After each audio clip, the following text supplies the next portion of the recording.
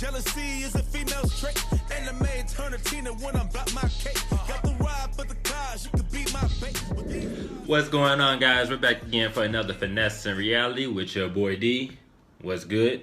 I know it's been a little minute. Haven't been able to get my videos out due to, homecoming season. Indiana State went up and I enjoyed myself. But we're back. Today we're covering Survivor Season 35, Episodes 4 and 5. We just gonna get right into it. It's a lot to cover. So let's dig in. First things first. We open up and Jeff says, drop your buffs. Woo! We've been waiting for this. It's not the final merge though. So instead of being one big tribe, we're about to switch up the healers and the hustlers and the heroes. So they pull buffs and you got to find out who goes where. And now we got new teams and they go right into a competition. It's a reward challenge this time. This would have been my favorite reward challenge. Peanut butter jelly? What? I love, hey, get a microwave, put that thing in there for 5 seconds, and then get a little glass of milk, and I might actually go get me one after I'm done with this video that I'm talking about it. But yes, peanut butter jelly was the challenge. Like, that was the reward. I don't really need to talk too much about what actually went on in the challenge. Nothing too much happened, but Yawa, which is the name of the new tribe, they win the challenge, and they get their peanut butter jellies, and they get peanut butter jellies. They get a bag of chips, their own bag of chips. I ain't never really ate peanut butter jellies with chips, but when you on Survivor, you'll be cool with anything. Jessica, she's on Yawa tribe, and she gets her bag of chips, and she's looking through it, eating her chips, and she sees, a little thing that says secret advantage. So she gets a secret advantage that can block somebody's vote at the next tribal council. Bruh, that's a big move, especially coming off of a merge. You don't know who has your back. You don't know who's on your side. You don't know how they're gonna vote. You may not think that person's gonna vote for you. So if you can block somebody's vote, that is a big, big thing. So definitely was a big advantage to get. And what does she do? She tells Cole and Mike. Now, we done already seen Cole shared other people's secrets already to her. And for some reason, she just trusts him so much. It just is so this and this Cole and Cole that she tells Cole. And what does Cole immediately do? Like that. I don't know if it was the way they cut the films, but immediately he went and go tell Ben and Lauren. And then when I'm sitting there, I'm like, why is he telling them? Like, why does he tell anybody anything? It makes no sense to me. Like, I just don't get it. That turns out to be a big thing. Like, Lauren goes back and tells Mike, so I hear Jessica got an advantage. And Mike's like, he plays dumb, which is smart, this new tribe, he's still making his way through relationships and everything. So he plays dumb. He's like, no, I don't know about this. This news to me. And so Mike goes to Cole and Jessica and is like, yo, y'all either setting me up or something, because it's something they sitting right. But Lauren came to me talking about an advantage, and Cole denies to say he doesn't say anything. And then after Mike leaves, he says, oh, I did tell Ben, and maybe Ben said something to her. Could have just said you told Ben and Lauren, because you don't already admit that you told somebody. So you should have just said you told the source of the person. And Jessica is like, why'd you do that? Like, for real, why'd you do that? That wasn't your story to tell. It wasn't your secret to have. It's not something you can use. I don't understand why you would even tell somebody that you can block a vote. Like, that puts Jessica on their radar that she has the ability to block their vote. Like, what are you doing? Ryan and Chrissy end up on the same tribe. So you gotta remember, episode 1, Ryan found that super immunity idol. He gives it to Chrissy. He pulls it to the side and just lets her know, like, hey, I gave you that idol. I looked out for you. Look out for me. Let's work together. Let's get these people and let's get this money. And Chrissy's all with it. She says thank you, gives him hugs and says she's really happy. But she's playing my man Ryan. She doesn't tell him that she didn't use the idol. She doesn't tell him that she still has the idol. And so it's just like, Ryan's going to come out looking like the fool in this one. Because Chrissy has the fake idol that she's planning on using if she has to, and we'll see how that goes. Alan and Ashley, they ended up pulling the same buffs, and they're still in the same tribe. And they realize, like, we're the only heroes on this tribe. And so, in order for us to survive, we got to come back together. We got to stick together. Whatever happened at the other tribe is over with. You know, that's in the past. We playing a new game. Because every time it's a merge, it's a whole new game. You got to build new relationships. You got to start all the way over and connect with people. So, you got to keep those connections that you already have. Her and Alan, I mean, they shake hands, you know. We good. And what I found really, really interesting, Joe and Alan end up on the same tribe.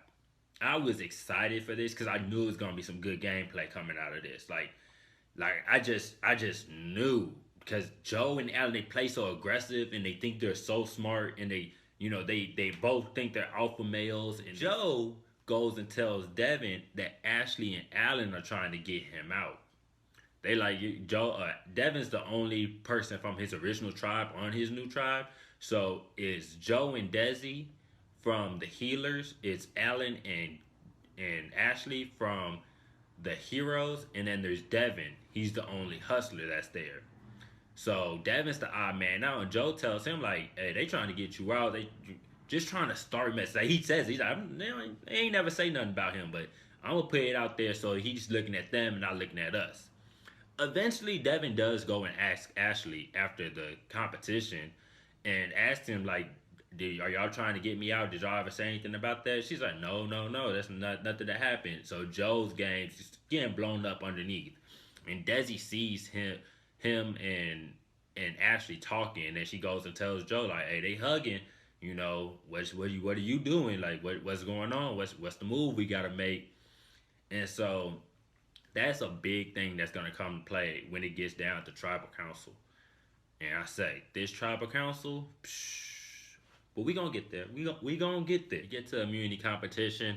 Some courts, some maze. I really don't remember too much. I'm recording this whole week after this. My notes don't really say what happened in the competition, but we just gonna say Yawo gets first place. They won the peanut butter jelly and the immunity competition off of a new tribe. They on top of the world right now. Like they are just rocking and rolling. Soko gets second place, and Levu, they get last place. Levu is Joe, Desi, Ashley, Alan, and Devin. They go back to the tribe and to their island, side of the island, and Joe gets right into it. He's like, so we gonna talk about what's gonna go on at tribal council. Like we gonna talk about it and see where everybody's heads at, who thinks they should go. And Alan's like, why are you so eager to talk about it? Like, that's what tribal council is for. Tribal council, you talk about things. Jeff gets it out of you. Jeff will ask you the questions that you need to know. But he's like, shoot, if you want to throw out some names, throw out some names. And then Joe throws out Ashley's name. Just to says it blatantly. He said, I think she's weakest person. He says that Desi's stronger than her and everything else. And he says she's stronger in the puzzles. And Ashley's like, we didn't win the puzzle today. She didn't do anything. So they get into it, but Joe, he be thinking a little bit. I don't really like him, or Alan, but he be thinking a little bit. He builds this attack on himself and throws himself under the bus on purpose, because he has that immunity idol. So he plans to use his idol and take one of them out. Since Jessica didn't lose the competition and she's safe, she has to give the secret advantage to somebody else. But it doesn't give it to them to use it. She has to give it to them and block their vote, which is, that's crazy. Like, nobody will even know who sent the advantage, who blocked his vote, who blocked, just nobody knows anything. Devin picks up this package in his bag and says, take it to tribal council, and read that tribal council when votes come out. You get the tribal council, and Devin gets his vote blocked by the secret advantage that Jessica gave him. It's 2 heroes, 2 healers, and 1 hustler, which is Devin. So he blocked that vote. So now it's 2 versus 2. 2 heroes, 2 healers. And they about to vote against each other. Jeff's like, anybody got any hidden immunities? It's time to play them.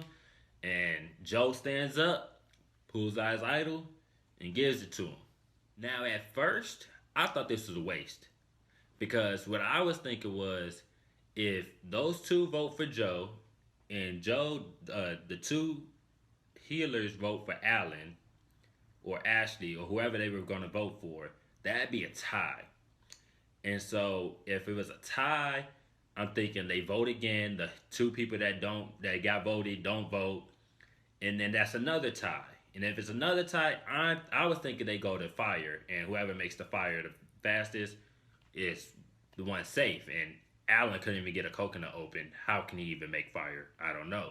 But I got reminded that it's not like that. So what would have happened was they would have had to choose the rocks, and the rocks would have just been random selection, and whatever one, that's just how you decide on who stays. So Allen gets voted out because Joel uses the idol, and it was only two other votes, and they both went to Allen.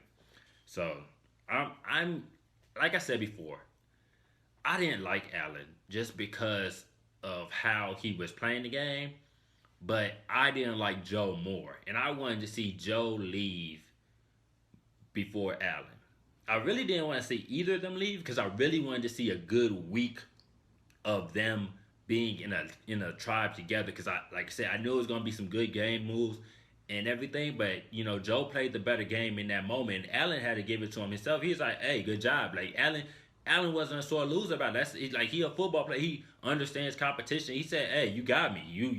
You got me. I can acknowledge that." That's that was a big move for Allen. So, that's all for episode 4. Like I said, wasn't too much. Allen's gone, and they on new tribe. So let's get into episode 5. First thing I picked up on was Ben and Lauren having a conversation about the bamboo popping and how Ben is a Marine. He's been in wars, and things have happened to him overseas.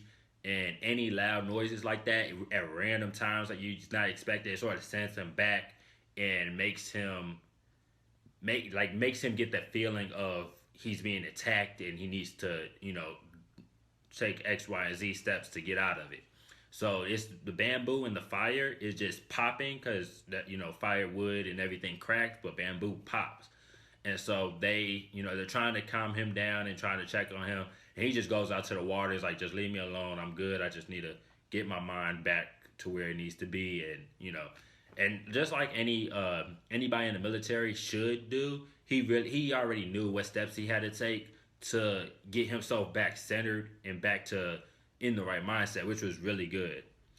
I do want to say, with everything that's going on in this country right now, and with NFL, it was real convenient for CBS to throw in a military pitch and standing with the military. Now, there's nothing wrong with support anybody who goes to the military. I got family, friends in the military.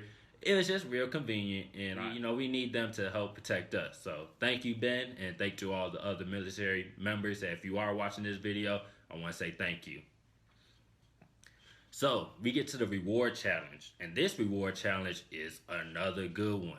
I said the peanut butter jelly would have been my favorite, but this one would have been up there too, because I love pastries, cakes, danishes, donuts, anything that you can bake and rise. I'm smashed. First place, you get a coffee, a whole bunch of coffee, and a whole bunch of pastries. Second place, they get one jug. One jug. Yep. One jug. Which, it's not a lot, but you're going to make it stretch, and you're going to enjoy that one jug of coffee because you rather have one jug than no jugs. And third place, of course, no jugs. Nothing. They just, nope, nothing at all. So it's a ball relay. They're tied up, like bound, like this, like bound, and their legs are bound. They have to get on the floor in the sand and, hit the worm and go and get the ball to the next person, who has to get to the next person, who has to get to the next person. And then eventually, once he gets to the end, somebody at the beginning has to untie everybody and then run down and shoot the ball into this basket, but like column basket thing. He has to shoot 5 balls in there. That looked like a workout. Like, it looked tough. There's no way to know what you're about to get into. You had to just figure out as you go. My girl, Desi, she showed out this episode. I'm proud of Desi this episode. She opened up out the gate. She said, ugh. She was hitting the worm. Oh, The ball was going, and she just boom, boom, boom, got it there fast, got right out, just gone. And they keep showing Ryan, this man, he has to go up a hill and push the ball up the hill. This man dropped the ball down the hill like 3 times. And you got Jeff over in the corner like, you're only as fast as your slowest player. And by the time they finally got to the end and were able to start shooting, the whole match was over. And Ryan's laying on the floor like, I'm sorry guys, I let you down. Levu gets first place. They just got out of tribal council and they come out with first place. That's a good boost right there, you know? They need that right now. Yawa gets second place and Soko gets third place. With Soko getting last place and with it being Ryan's fault, because like I said, he dropped the ball 3 times, it puts Ryan and Allie in a peculiar situation. Because, you know, you want those rewards. Rewards are good morale boosts and it helps bring the tribe together. You really want those. If somebody fails that for the tribe, you're side-eyeing that person. You know, he didn't do it on purpose. You know, if he wanted it just as bad as you, but you're still like, you know, you failed the tribe today.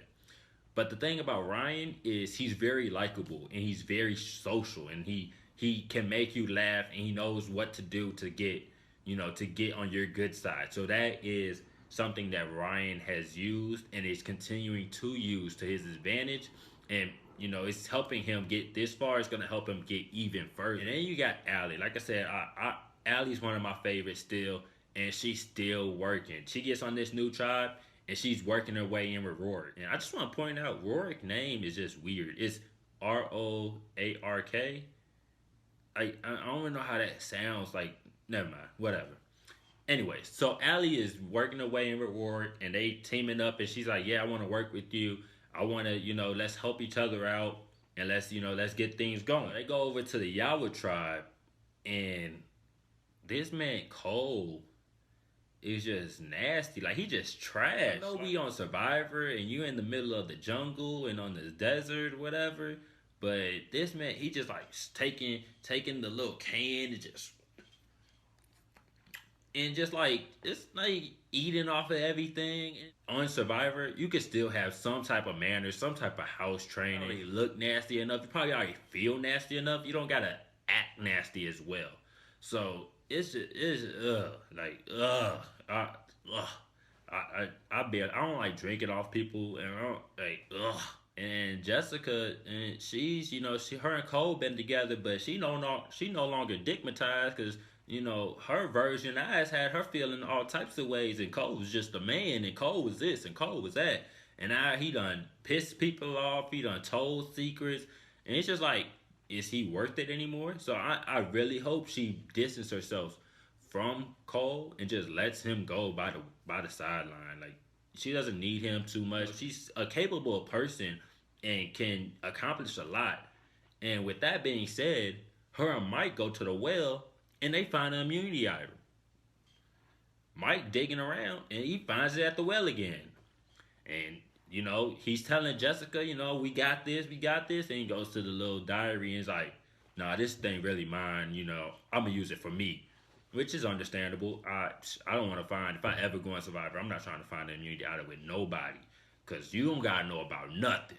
And I ain't going to tell you nothing until I play it. So with the immunity challenge, they had to swim to this boat, get like 5 bags of rice or 3 bags of rice, something like that, off the boat, and get it through this circle hole, and the rice is like, the bag's bigger than the hole, so you got to shimmy your way and push it through and do all this. And then once you get all your bags through the hole, you got to climb up, go down, and then you have to walk across this long balance beam. Like, the balance beam starts in the water when you're still underwater.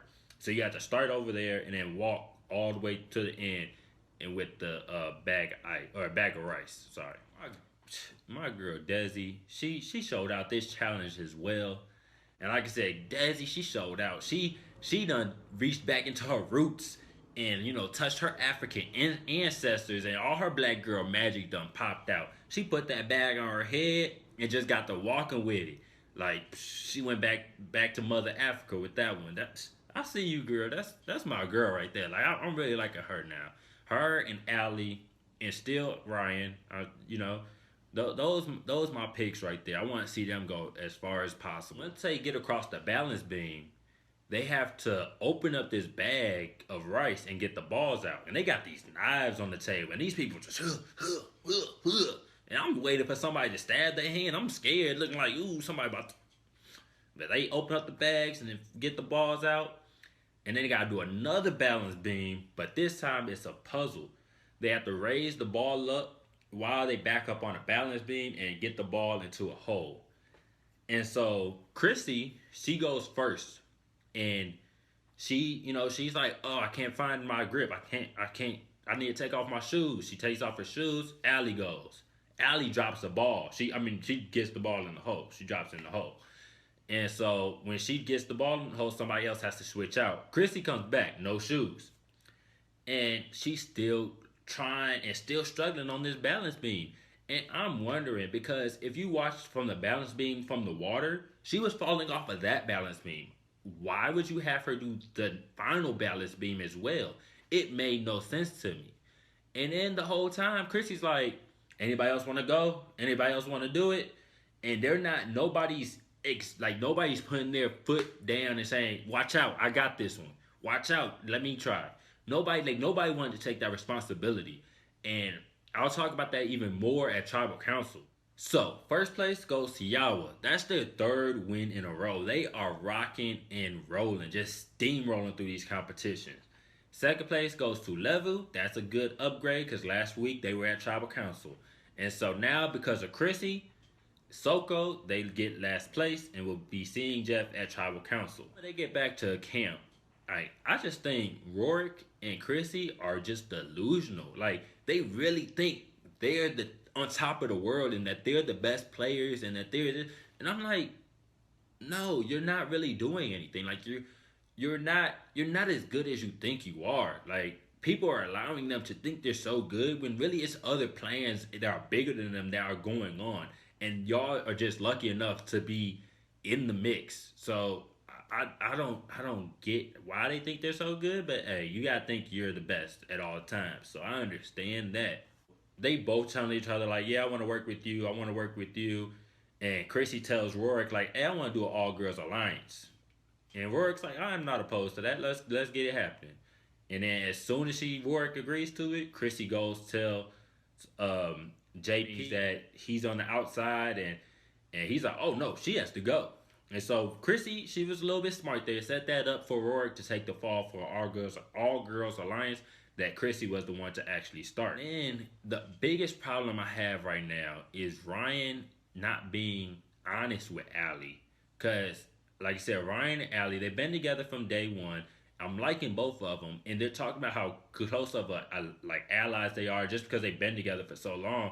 But he's not being honest with her. He could have told Allie after the merge, like, okay, Chrissy, I could pull Chrissy in because I gave her this immunity idol at the first.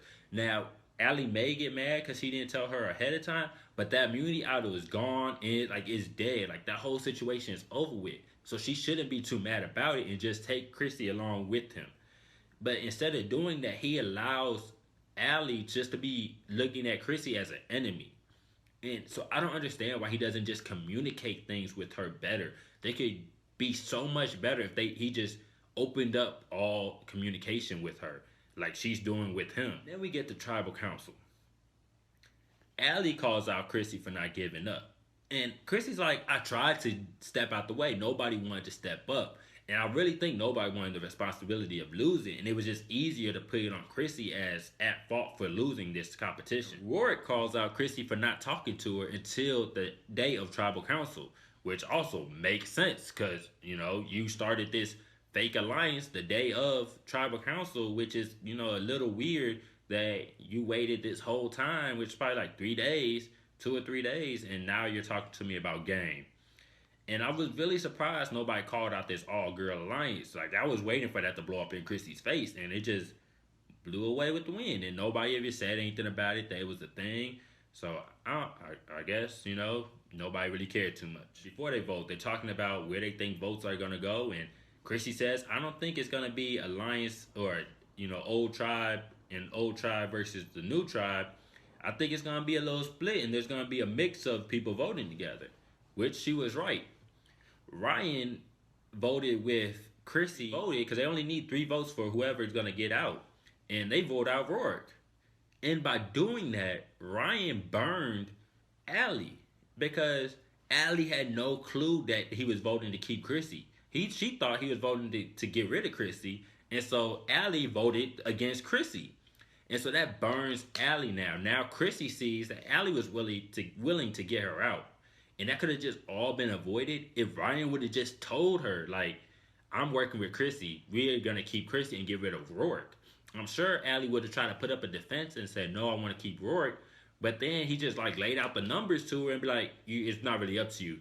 But if you want to be on the winning side, this is how you got to vote. So that really made me mad because he just keeps burning Allie. Like, Allie has done nothing to him but been a good partner and been somebody worthy of playing with. And he just burns her. So Rourke gets voted out and Chrissy's ego, I can just see it in her eyes. Her ego gets big when she feels like she orchestrated this whole thing and just got it. And I can't wait. I cannot wait until her ego is popped and she's out of there, which I see it coming pretty soon. I do not think she's going to make it to the final merge. And, you know, it's been only 5 episodes of Survivor. It hasn't been too exciting. It's getting down to almost the final merge time. I say about 2 more episodes at the most, and we'll be at the final merge. And that's when the game gets hectic. So I can't wait for that. And also, guys, don't forget to go ahead, like, comment, share, and subscribe for all this. And don't forget to hit the little bell right there to get all the notifications as soon as I make the videos and get them posted.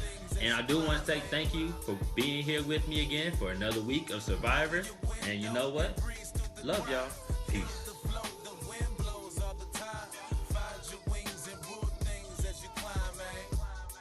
Can I be honest?